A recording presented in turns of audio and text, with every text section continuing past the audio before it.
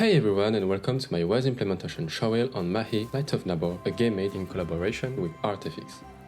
MAHI is an exploration and a puzzle game at the third person in an open world. On this project I worked as a sound designer and a sound integrator into Unreal Engine 5 using Wwise. Let's start with the ambiences. I fragmented them in 3 parts: pads, pause and ArtFX. The game is separated in 6 zones, so I used a switch that will change the overall ambience when the player passes through some boxes on the map. A LFO is put on the bed audio files to create rise and fall, so it's not always the same loop the player will hear. To support the bed ambience, there are some ArtFX that plays with a pen automation around the listener to give some life and variety to the ambience. I also put a lot of positioned sound on the map using AK ambient sound actor, like insect in the vegetation, wind blowing into leaves and canvas, or woodquake. To limit to optimize the number of sound that can play, I created a runtime grid following the player named Sound, and I assigned all AK ambient sound to this grid. So when the actor is not in the load range, the sound won't be played and unload. Only actors in the load range will be played if the player is close enough. There are also other positioned sound on the map, such as the lake, the river, the waves. All of these sounds are put on a spline blueprint. Using the method of the grid doesn't work for the spline, so even if the player is very far from the source, it will still be played.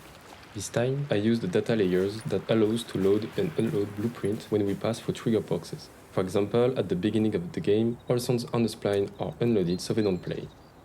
When the player finishes the tutorial and arrives outside, the closest spline are loaded and the sounds play. When the player passes through the bridge, it unloads the waves, lake and some other spline. Using these 2 methods allow to control what sound has to play and limit the number of ambient sound that are playing. To make it look like the world is evolving, like a part of the nature returns when the player solves the constellation, new different layers adds up to the ambient sound. I created a RTPC named Evolutive Ambience assigned to blend containers with different blend tracks according to the number of constellations solved. Thanks to game designers who create a function that allows to get the number of puzzles the player solved, I put a set RTPC node with the right value according to the number of constellations solved.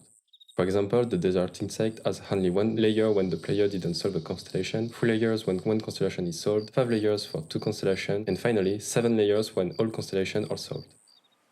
Same thing happened with birds or chimes in the forest.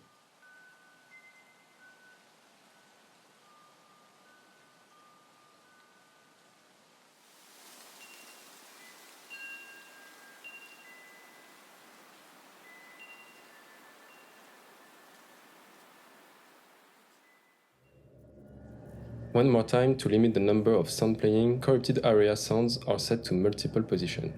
To achieve this, I created a blueprint that gets the BP corruption decal, which is the corrupted area, and get the position of all of them with the tag, for example, village. Because if I get all of them in the world and the player solves the constellation, it will remove the sound of all corrupted area, and it's something we don't want. So I have to tag them with different names according to their position in the world. Once it is done, I put at the completed exit of the for each loop the node set multiple position and the post AK events associated. I did the same for all fire Niagara in the world.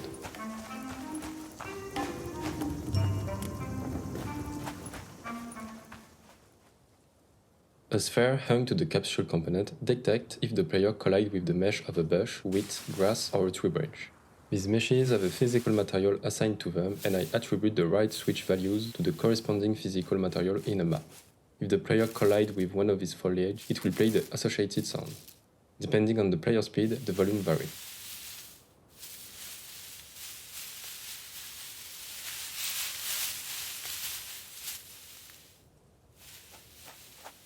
All landscape layers have the right physical material assigned, as well as some meshes in the world for the footsteps. I created a footstep map where I attribute the right switch values to the physical material concerned.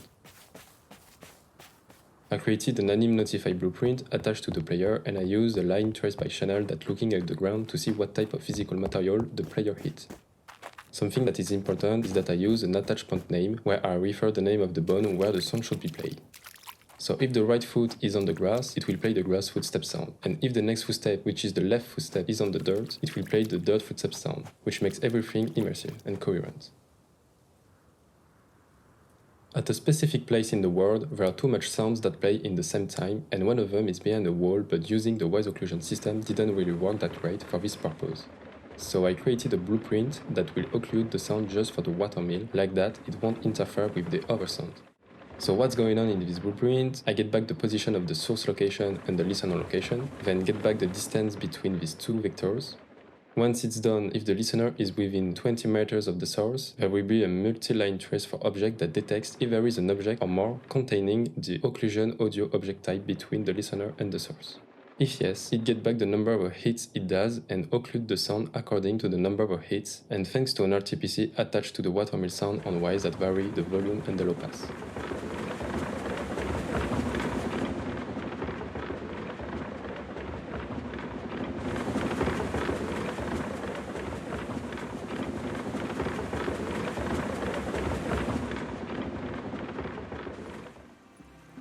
One of the composers had the idea to modify the music when the player approached a corrupted area.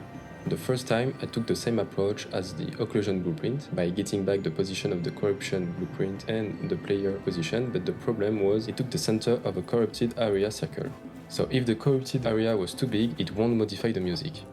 Instead, in the player blueprint, we detect if a corruption is near the player by getting their sphere radius, so the music would change this time depending on the edge of the corrupted area and not on the center of a sphere. So the idea of the composer was to give a dissonant layer and drone the music when the player is close to a corrupted area to give the feeling of unwell. To do that, I used the harmonizer plugin, the stereo delay, and a reverb that droned the first two effects.